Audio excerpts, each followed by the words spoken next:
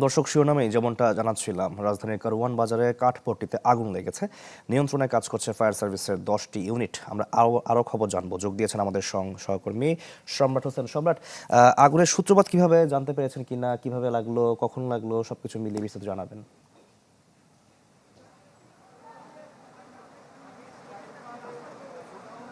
শাকিল, মূলত 10টার কিছু সময় পরে কিন্তু ফায়ার সার্ভিসের পক্ষ থেকে বলা হচ্ছিল যে এই আগুন লাগার তারা খবর পায়। এর পরপরই কিন্তু ফায়ার সার্ভিস তাদের 4টি ইউনিট কারওয়ান বাজারের যেই টিসিবি ভবন, সেই টিসিবি ভবনের পাশেই কাঠের দোকান, সেই কাঠের দোকান থেকেই কিন্তু এই আগুনের সূত্রপাত। এর পরপরই কিন্তু এর পাশের একটি ভবন, সেই ভবনে আগুন ছড়িয়ে পড়লে সেখানে ফায়ার সার্ভিসের পক্ষ থেকে বলা হচ্ছিল যে এখন পর্যন্ত এই আগুন নিয়ন্ত্রণের জন্য শিয়া বাটার ও ভিটামিন ই সমৃদ্ধ লিলি বিউটি সোপ, তারুণ্যময় উজ্জ্বল ত্বকের জন্য।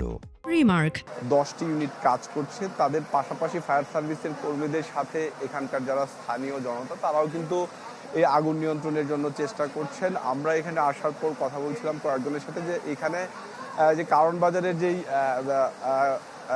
কাঠের দোকান, সেই টিসিবি ভবন কিংবা এসএ পরিবহনের সে পাশেই কিন্তু এখানে এই ভবনটিতে সেই আগুন ছড়িয়ে পড়ে।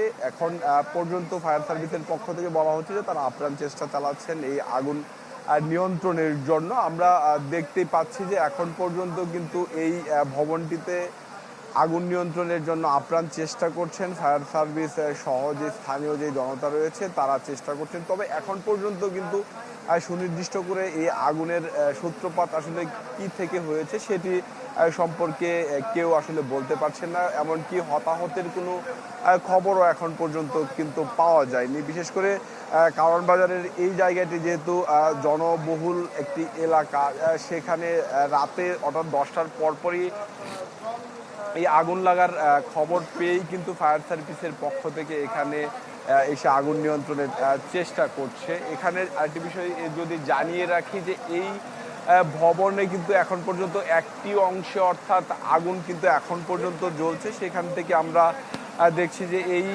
ভবনটিতে এখন পর্যন্ত ফায়ার সার্ভিসের কর্মীরাও কিন্তু তারা ভেতরে প্রবেশ করেছেন। তারা ভেতরে প্রবেশ করে একদিক থেকে কিন্তু আগুন নিয়ন্ত্রণের চেষ্টা করছেন। বাইরে তাদের আরও একটি অংশ কিংবা আরও একটি দল রয়েছে, তারাও কিন্তু এই আগুন নিয়ন্ত্রণের চেষ্টা করছেন। যেহেতু এখানে মূলত এই কাঠের দোকান, সেই কাঠের দোকান থেকেই কিন্তু আগুনটি ছড়িয়ে পড়ে, যার জন্য এখন পর্যন্ত এই আগুন নিয়ন্ত্রণের জন্য কিন্তু ফায়ার সার্ভিসকে বেশ বেগ পোহাতে হচ্ছে। অর্থাৎ এই আগুনের ঘটনায় এখন পর্যন্ত প্রায় 2 ঘন্টা ধরে কিন্তু এখনো আগুন জ্বলছে।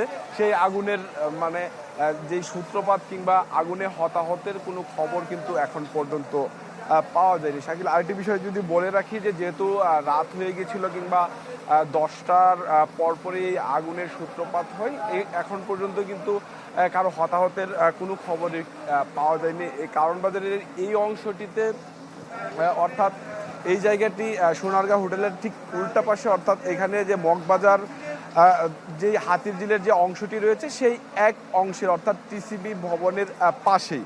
তো এখন পর্যন্ত কিন্তু এই আগুন পুরোপুরি নিয়ন্ত্রণ হয়নি। ফায়ার সার্ভিসের পক্ষ থেকে কিন্তু এই আগুন নিয়ন্ত্রণের জন্য আপ্রাণ চেষ্টা করা হচ্ছে। তো শাকিল, এই ছিল কারওয়ান বাজার আগুনের সর্বশেষ।